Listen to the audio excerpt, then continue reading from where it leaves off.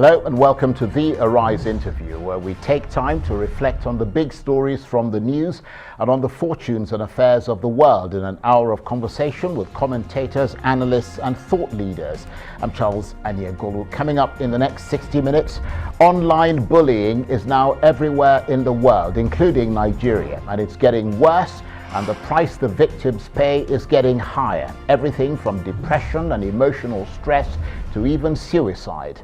How do we break the cycle of cyberbullying? Is it possible? If so, how? We'll speak to a filmmaker who, along with other artists, is using his art to try to create change. Plus, it's the lucrative trade of selling citizenship to the world's rich, a global industry worth billions, and it's completely legal. Across the world, countries from Europe to the Americas are vying to attract those who can afford it through these schemes. And now one Caribbean country is targeting Nigeria's wealthy, offering them citizenship in exchange for investment. We'll speak to that country's ambassador to Nigeria. And later, a new talent show is getting ready to debut in Lagos. It's a new series for original singers with original songs featuring contestants competing in a series of live broadcasts with an audience helping judges to create who will proceed, or to decide who will proceed rather. But after so many such shows, what makes this one different? We'll speak to the executive producer of Live Your Dream, coming up.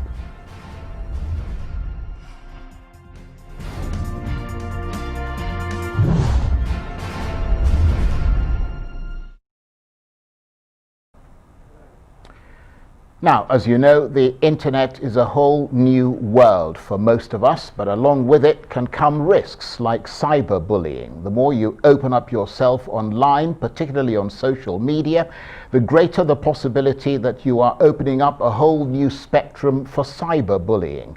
Well, recently there's been a rise in online bullying as students shift to virtual learning because of the coronavirus lockdown, and more people go online as a result. Most, in fact, can't imagine not being on the internet amid the pandemic. So, can anything be done to stop cyberbullying? Well, a group of filmmakers using the hashtag 100tagsforchange is trying to use their arts to educate Nigerians and the rest of the continent about the dangers of cyberbullying. We'll speak to the director of a short film on the subject in a moment. But first, here's a snippet from that production. Why won't you stop? Why can't you let me be? I can't take anymore. Can't you see? Your words cut through me. I can't feel the pain anymore.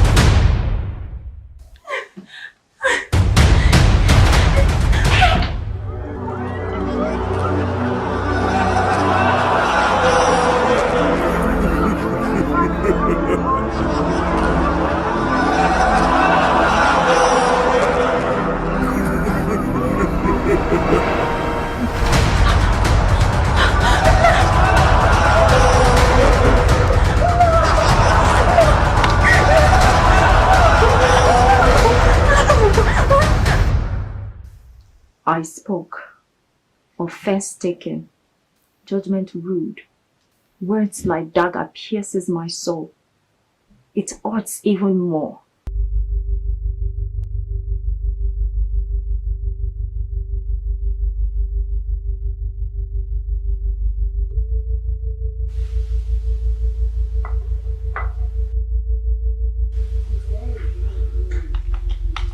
So before I let go, I sit and write my letter of forgiveness, and bowed my head and silently prayed.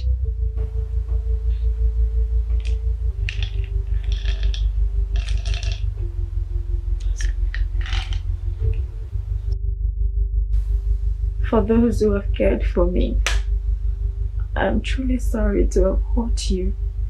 Please believe, if you lived with the pain I lived with every day, you would understand why I took my own life away. I ask of you to remember this day and all the words I had to say. Be careful of your action.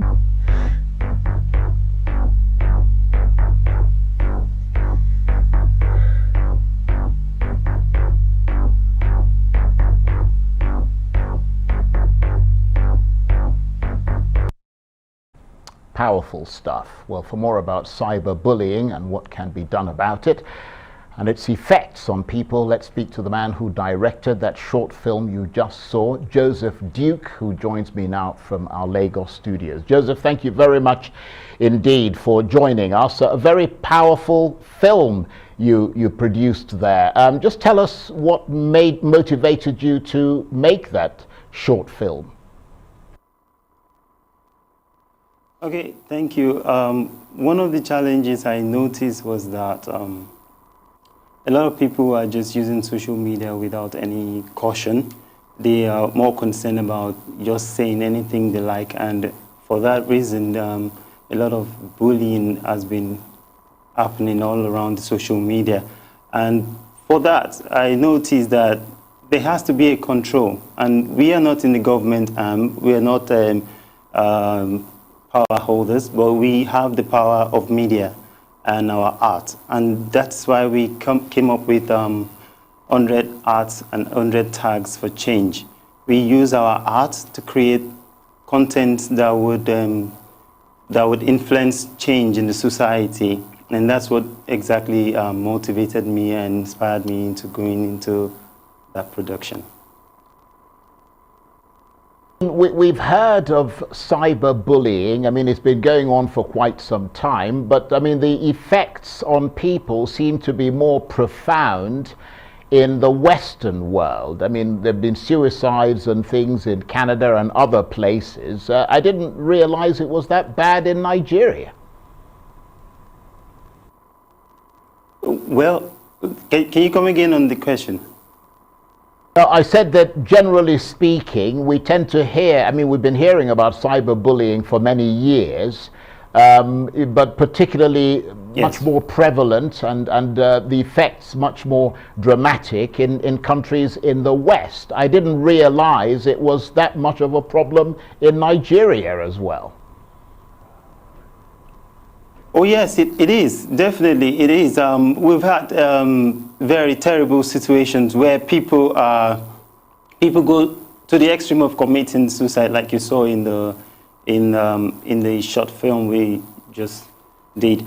And that is because it is real. People are doing this every day. We see people saying things. You know, people find comfort in their home when they can just say anything and nobody is policing them. They're in the room and they feel safe. They can talk to anyone, and it happens. They bully anybody. They bully you, whether you're an elite or you're a high-profile person out there, a celebrity, even to presidents, even to anybody. They just say things on social media, and I think people need to be more careful what they say on social media, what they do with this, the advantage. Internet is the advantage for us to use to make our world a better place, not for us to tear it down, not for us to start another cyber war of words. And that's exactly what we don't want. We don't want people to misuse the privilege of internet, the privilege of having to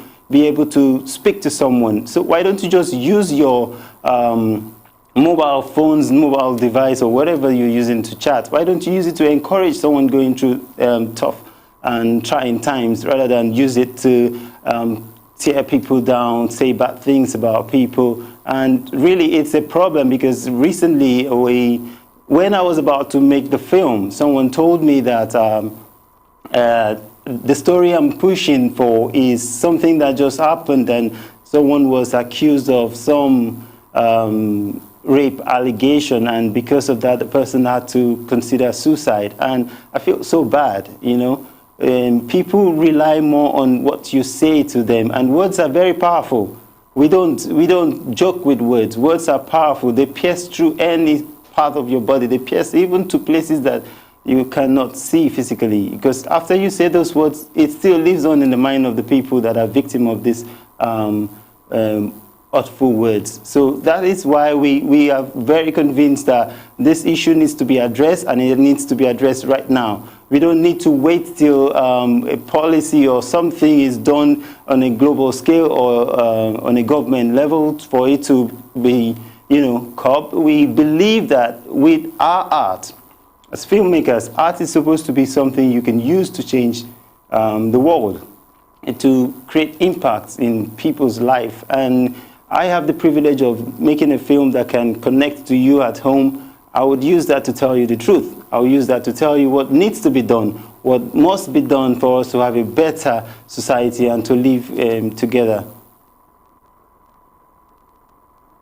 I just ask you, if you don't mind, just keep your answers a little bit shorter. You're making a lot of sense there, but for technical reasons that I won't get into, it's a little bit difficult for me to sort of interrupt you from here. But I suppose no one, I mean, just listening to what you said there, what you described, I mean, no one should have to have the capacity to cope with all that, but for someone with a more fragile frame of mind, maybe, who isn't very confident and doesn't feel able to stand up for themselves and let all of that roll off your back, as it were, that must really have a damaging effect. And I can imagine that would have a damaging long-term effect.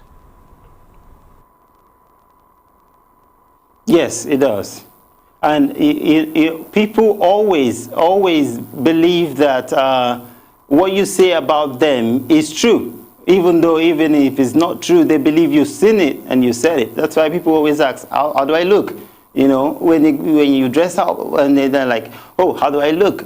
And that's because they need affirmation. And some people are not strong enough to handle their emotions. So when you say things that are hurtful to them, it creates a lasting effect on them. And then to some people that may not know how to handle their emotions, it could just, damage them internally. And a lot of these issues are happening every day in our society, and people ought to do something about it. So we don't want to be part of those people that just see the problem and just sit around and do nothing. We want to be part of the people that would see the problem and be part of the solution. And that's why we came up with this short film, and we have other ones lined up to shoot, and we believe that little by little, drops by drops, we will create an ocean of change in the world.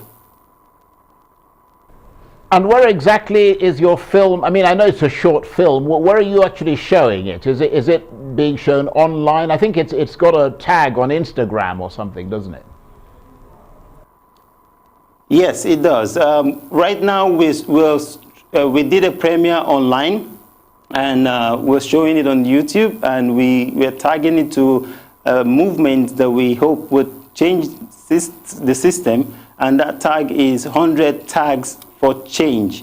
100 Tags for Change. We are launching 100 Tags for Change, also 100 Art for Change, and it's on Instagram. You can follow it.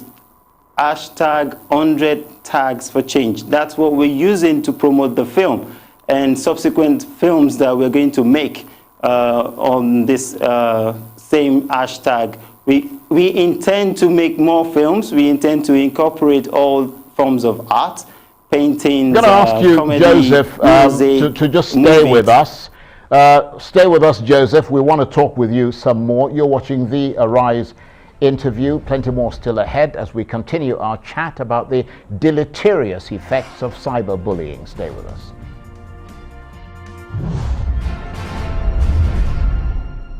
And we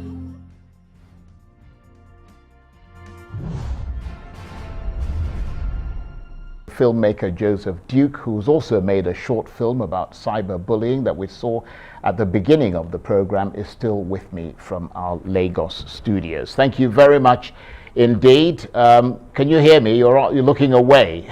We can see you on a big screen here. I can hear you. I can hear you. So, I mean, yes. How should society deal with all that cyberbullying? I mean, recently we've seen laws being put in place in various countries that are holding people accountable for the kinds of things they say online. I mean, is that the way to deal with it? Okay, a lot of people might decide to hold people accountable to their words by, putting punishable, offense that are punishable. They put it into the policy and laws. But what we want to do is make people more responsible on social media. It's a different ballgame when you have just a couple of friends in your school, high school, and they bully you, and they are the only one that gets to know. But when you get into the cyber space and the whole world can see how you've been dragged and how you've been bullied, it's more depressing. So what we want to do as filmmakers, and we can't do it alone. That's why we want more people to join the movement.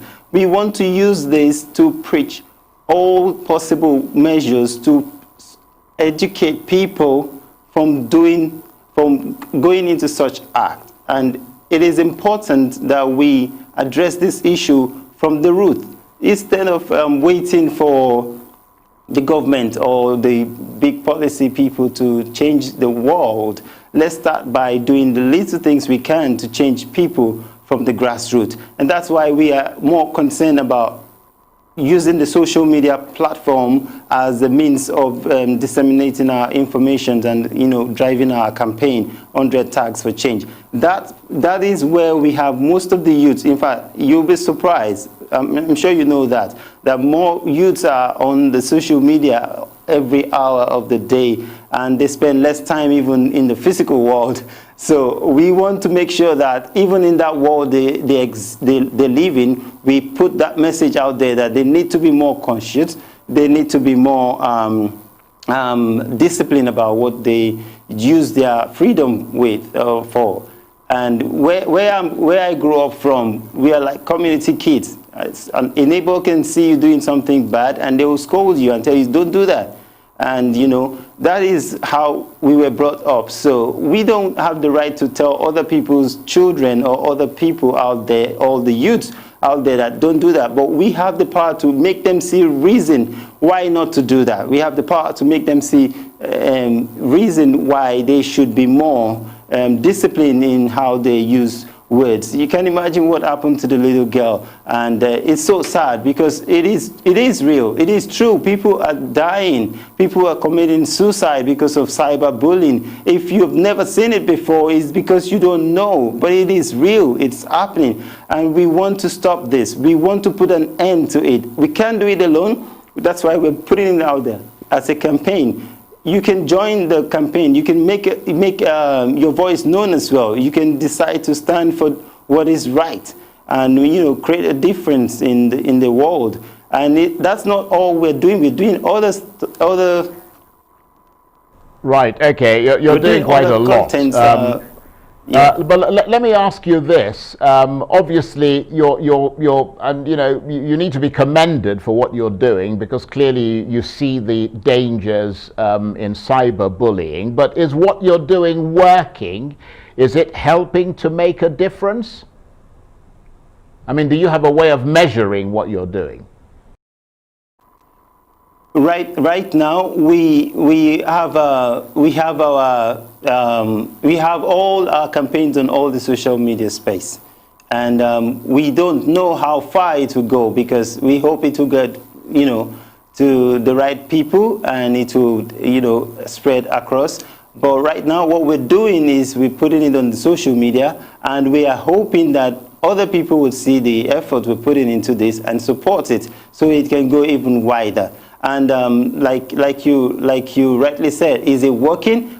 I can't tell you if it's 100% working, but I know thousands of people have seen that video. One or two person must have seen that video. Who knows? Maybe someone that was considering suicide must have seen that video and will have a rethink that, why would I do that? I mean, why would I decide to take my life? Or why would I decide to talk down on someone else because of their situation or what I feel? And I might just get away with it, and so I can just say so. So someone might see that video and decide to change his or her mind. And that's, for me as a filmmaker, that's my joy. If I can touch one person, just one person's life, and that person would decide to do something right, and I think I've achieved my goal. And if that one person multiplies to 1 million, by the support of others to push the campaign, I think we're achieving our goal so far. I mean, you have a point, but I mean, I can't help wondering if anything can be done to stop cyberbullying. And the reason I say that is because, I mean, bullying, not necessarily the cyber one, I mean, but the kind that, you know, occurs in school playgrounds, I mean, that's been with us for generations. I mean, it hasn't stopped so far. It's been going on. Kids are still bullying other kids. Is cyberbullying different, or is it the same thing but on a computer? And just very briefly, because we're almost out of time. Okay, so the difference in this, is that in the school, we have several schools that have zero tolerance for bullying, and they enforce it, so you don't get away with it in school. But here it's an open space. Nobody's there to monitor you. Nobody's there to tell you stop that, you know. And it's open to all, and everybody gets to see it. So we don't know if there are all the solutions, if we have explored all the options of, you know, controlling this cyber bullying. But what we know is that we are there to ensure that people don't ignore it. You don't look away from it. You see it as a problem, and we address it together as a problem. We should not just sit back and expect that, oh, it's been there, and let's just leave it there. Let's not do anything about it. I want us to see that it's a problem, and we need to address it. We need to bring it on the table and find workable solution to the problem at hand. Because it is a problem. Because if we're losing life based on comments, as little as comments from other people, I don't think it's good at all. I don't think it's something we should encourage in our society. So all over the world, we should discuss and find workable solution. Okay. My part is to bring this Joseph, I'm really sorry to interrupt you, but we're out of time. But I want to thank you very much indeed for being on the program, and to commend you for making a film about cyberbullying. And Joseph is part of a group of filmmakers using the hashtag 100 tags for change, trying to educate Nigerians and the rest of the continent about the dangers of cyberbullying.